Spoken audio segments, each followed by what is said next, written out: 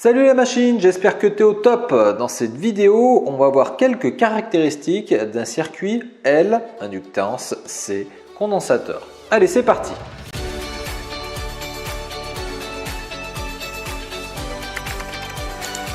On va commencer par étudier l'oscillation d'un circuit LC dans le cadre où on a chargé le condensateur de manière préalable.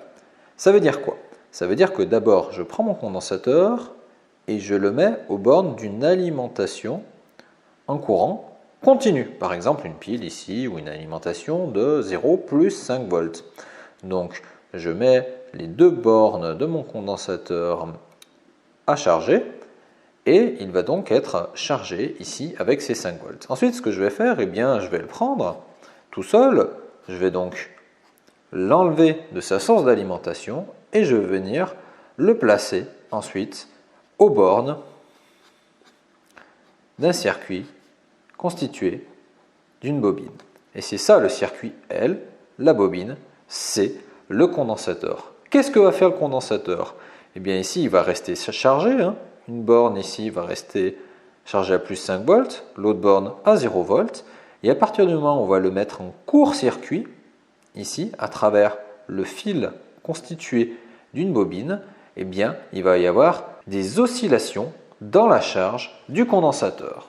Si l'on mesure à l'aide d'un oscilloscope, par exemple, la tension UC aux bornes de mon condensateur en fonction du temps, eh bien, on va voir cette tension varier.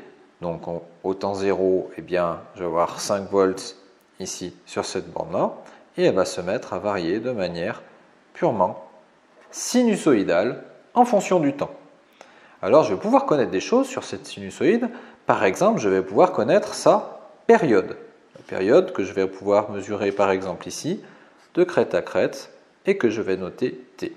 Eh bien, la période dans ce genre de circuit, T, est égale à 2π multiplié par la racine de L, l'inductance, multiplié par C, la capacité de mon condensateur. L'inductance, elle, se mesure en Henry,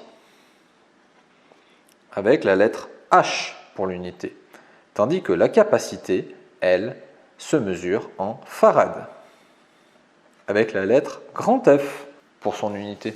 Allez, on va faire une application numérique. On va dire que l'inductance, elle, fait 77 micro-Henry, tandis que la capacité, C, elle, est de 100 nanofarad. Je peux donc calculer la période T en secondes qui est égale à 2π racine de L 77 10 puissance moins 6 pour le micro multiplié par 100 10 puissance moins 9 pour le nanofarad. Ceci me donne donc une période T qui est égale à environ 1,743 10 puissance moins 5 secondes. Alors bien sûr, c'est très faible, ça va donc se mettre à osciller très rapidement. Je peux aussi trouver la fréquence en Hertz.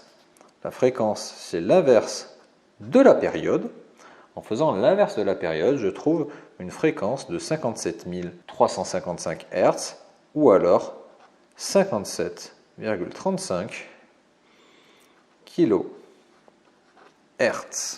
Enfin, dernière chose à savoir, mettons que l'on alimente les bornes de mon circuit LC, par exemple entre ici et ici, avec une tension sinusoïdale ou une tension qui va se mettre à varier en fonction du temps. Eh bien, ce circuit va venir filtrer les fréquences qui ne sont pas proches de sa fréquence de résonance. Mettons qu'il y ait des fréquences beaucoup plus élevées que la fréquence de résonance, eh bien elles vont être atténuées par ce circuit. Même chose s'il y a des fréquences d'alimentation de ces circuits-là qui sont beaucoup plus faibles que la fréquence de résonance, elles aussi elles vont être atténuées. Ce circuit va laisser passer majoritairement les fréquences qui sont justement proches de cette fréquence de résonance. On va synthétiser ce que l'on a vu ensemble. On avait constitué un circuit L à une bobine C, un condensateur. Et ce circuit ainsi constitué, si le condensateur était chargé initialement et était ensuite mis à l'intérieur de ce circuit-là, eh bien, il allait donc avoir une tension à ces bornes qui allait se mettre à varier de manière sinusoïdale. Cette tension, avec comme amplitude eh bien, la tension d'alimentation avec laquelle on l'avait chargé initialement, et comme période t est égale à 2π multiplié par racine L fois C. L, l'inductance en Henry, et C, la capacité en farad. Alors attention, les Henry, la plupart du temps, on aura plutôt des inductances de l'ordre du micro-Henry et les capacités du nano, du micro-farad, voire du farad, mais à ce moment-là, ça sera plutôt des condensateurs très très gros.